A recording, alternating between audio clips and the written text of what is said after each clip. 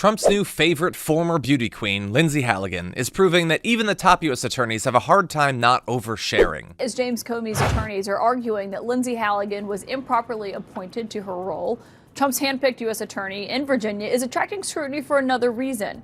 Lindsey Halligan reportedly spent some 33 hours on and off during a recent weekend texting with a reporter. Not in regards to Comey's case, but that of another one of the president's targets, New York Attorney General Letitia James.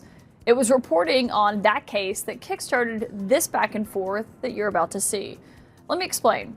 Anna Bower is a senior editor for the nonprofit publication Lawfare. She recently posted about a New York Times story concerning the case that was being made against the New York Attorney General, and Halligan is the person, of course, who presented that case to the grand jury. Less than an hour after Bower posted about it, Halligan messaged her directly on the encrypted app Signal that reporters often use. And according to Bower, Lindsey Halligan wrote, quote, "Anna, Lindsey Halligan here. You're reporting things that are simply not true. Thought you should have a heads up." What followed that initial text was more than a day of text insisting that the reporting from the New York Times was inaccurate. Now, Bower hadn't reported that, but because she had repeated it online, Halligan was going back and forth with her on the merits of that reporting. Then, after a few hours, Halligan wrote, "By the way, everything I ever sent you is off record. You're not a journalist, so it's weird saying that, but just letting you know." Bower responded, quote, "I'm sorry, but that's not how this works. You don't get to say that in retrospect." Is Lindsey Halligan impaired here? Has she had a couple? Was she at the bar when she wrote this? Seriously. Without even fact-checking anything, 4 exclamation marks. Okay, what's the fact? First of all, what are you going to tell her from the grand jury? You're lucky Ann Bower didn't press you harder, Lindsey, because you would have violated the oath of secrecy around the grand jury proceedings. And they are disclosing grand jury info, which is also not a full representation of what happened. See, Lindsey Halligan doesn't even realize that grand jury material, if it was being disclosed, is illegal. I guess I expect them to do that, but I was surprised by you running with it. I guess she's a fan from their meeting at the Breakers Hotel. All right. And Ann Bower stays on the horse, stays on the Bronco. I think I made it clear. Ann Bower says, "I'm happy to retract or correct anything that is untrue." Here is your chance, Lindsey. What's untrue? But I can't do that if you don't know what the supposed error is. What can you be more specific? This is now her 4th attempt to find out, why are you contacting me? You're just criticizing posts that I'm making? So Halligan writes, "You're biased, Anna." Now it's more formal.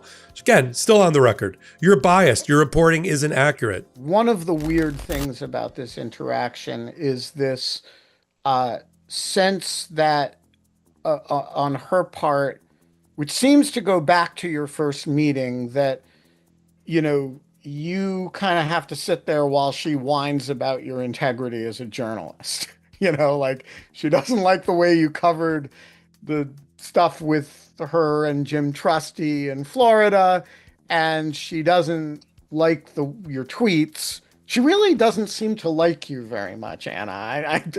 I hope that doesn't bother you too much. Why? But yet she feels sort of intimate enough with you, or connected enough to reach out.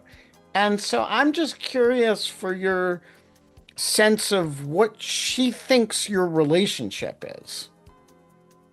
Ben, I honestly have no idea. Yeah, I don't want to over, speculate or psychoanalyze. So I honestly have no idea. I just can't speak to it. U.S. Attorney Lindsey Halligan was the only one to sign this indictment. Again, what do we know about how this came together? Yeah, that's right, Anna. That's our reporting. She was alone in the grand jury room, and she presented yesterday, for the first time, this case to a new grand jury. That is also our understanding from sources. And it just speaks to the unusual nature of how this case has been presented, very similar to the way the case against former FBI Director James Comey was presented.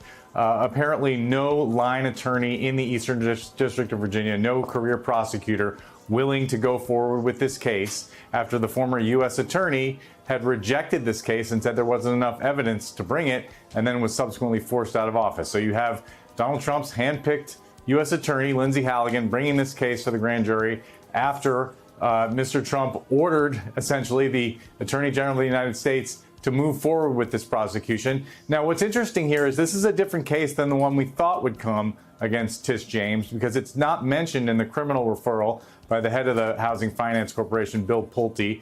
This is a different property purchased in Norfolk. Essentially, the crime here, as alleged in the indictment, is that she purchased a home that she said was going to be essentially a second home, a vacation home, but instead used it as a rental property. And the benefit that she got from that was 0.8 of a point on an interest rate. So instead of a 3.8% interest rate, the indictment alleges she got a 3% interest rate. And it's not just Lindsey Halligan making Trump's case look incredibly shaky. Comey's lawyers included a 60-page attachment in their legal filing today to get this case tossed. It's a list of all of these social media posts that you see right here on your screen.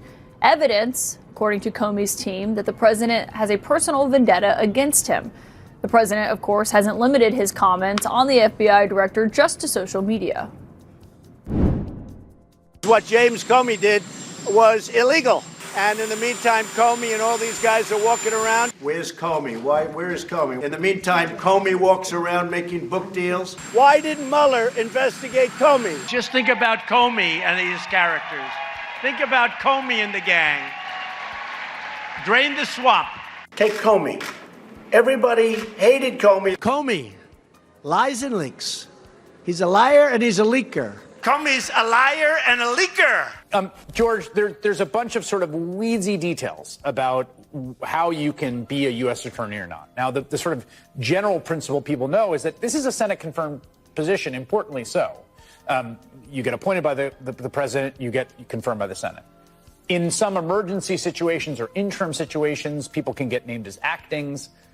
But there's like real, pretty settled like law tradition about who gets to do that. And it's really not clear that Halligan even can fill the role that she currently is in now. Yeah, she has no more authority than you or I or my two corgis to present an indictment to a grand jury in the Eastern District of Virginia. Donald Trump is drunk on power, but he's surrounded himself with yes men who seem completely unable or unwilling to tell him no. The fact that Lindsey Halligan seemingly decided to prosecute Letitia James on new charges with zero consultation whatsoever from the Attorney General Pam Bondi suggests that even Pam Bondi might have tried to put the brakes on. As dictatorial as Trump is acting, for now, laws in the court still exist in at least some form or another, and while his own team might play fast and loose with the Constitution, they still operate within a system that occasionally pushes back. What's more concerning is how normalized this behavior has become. None of us are surprised when he talks about denaturalizing Zoran Mamdani.